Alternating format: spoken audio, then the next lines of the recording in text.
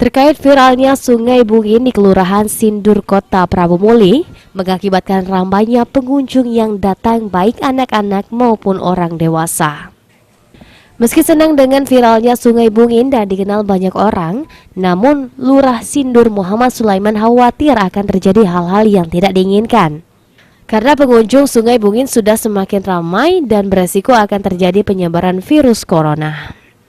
Sesuai keputusan pemerintah provinsi bahwa Kota Prabu Muli akan mulai menerapkan PSBB pada H+2 Idul Fitri.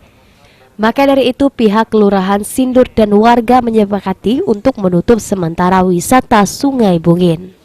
Dengan kesepakatan kita sebelum pelaksanaan PSBB di Kota Prabu Muli ini, kami sudah punya kesepakatan antara RT, RW, Linmas, LPM dan Karang Taruna. Karena untuk menyetop virus ini menyebar, kami sudah sepakat untuk menutup di sini. Sementara itu, menanggapi viralnya tempat pemandian yang juga sering disebut Sungai Nibung oleh warga, Lurah Sindur berharap lokasi ini bisa dijadikan tempat wisata dan dapat dikelola oleh warga Sindur.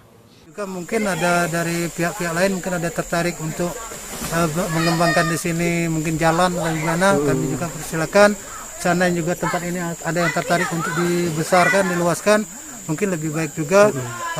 Kami juga minta dukungan dan bantuan dari pihak media khususnya PAL TV yang saat ini sedang meliput di sini. Beni Firdaus, PAL TV.